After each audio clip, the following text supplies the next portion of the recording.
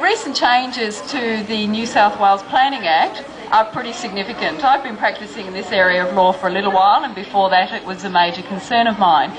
What happens in planning law is basically what we see. Planning law is the very central crux of our environmental law. As planning and development law is about as far as it gets as far as environmental protection in New South Wales. So working within that paradigm, we get to see a lot of what does happen and what doesn't happen as far as environmental protection.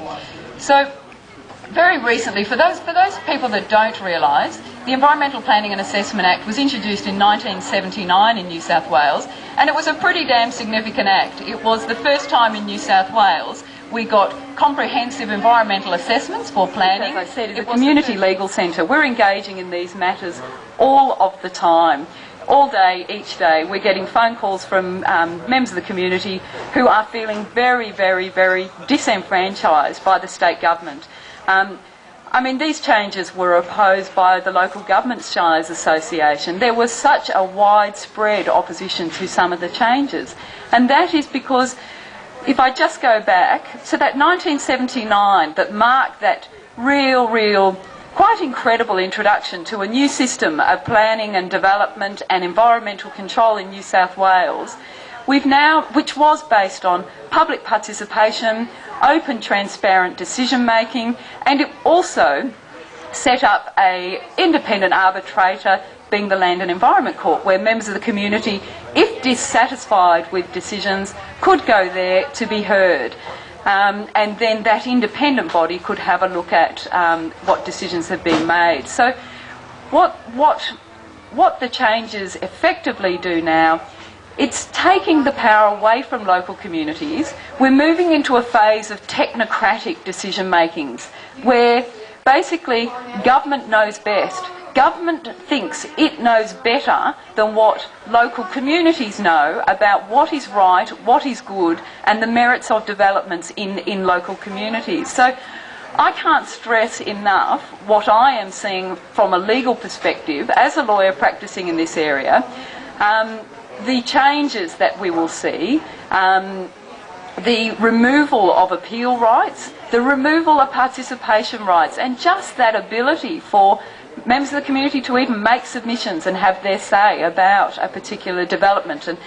And in a time where we know very well how much, sometimes without that input from community, the environment and the social fabric suffers drastically, because not for a moment can we expect local government members, or particularly state government members and departmental staff based in Sydney, we can't for a moment expect that they understand all of the machinations of a local community and what it means to be a part of that community. So very significantly in 2005 we saw the introduction of Part 3A into that Act.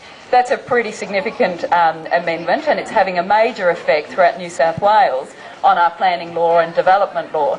One of the things that it really does, more significantly than before, is that it places an enormous amount of discretion in the planning minister's hands. It takes away power from local governments, it takes away power from local community.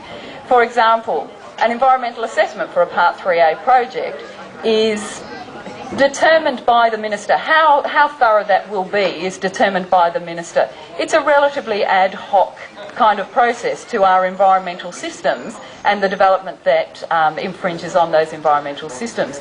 We've seen even more recently, a couple of months ago, some even more significant changes to our Environmental Planning and Assessment Act.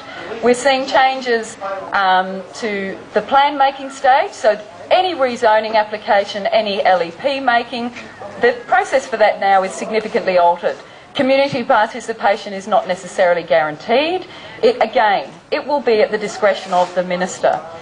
Another really significant aspect of change will be, and perhaps this is the one that will affect us the most, is that development assessments will no longer necessarily be developments will no longer necessarily be determined by local councils.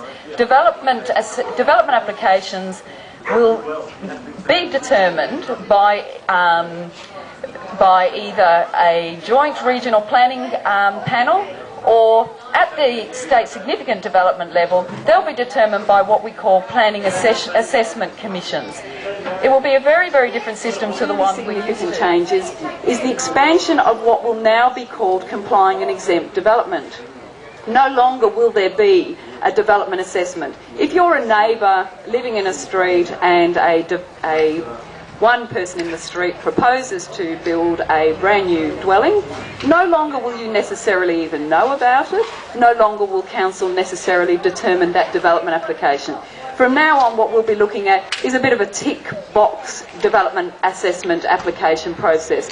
These are really significant changes, and also with that, of course, appeal rights within the courts are changed. Now, in some ways it can be a pretty boring area of law, the actual details of it, but unfortunately it's what makes the difference in local communities. It's what makes the difference to environmental planning and environmental protection.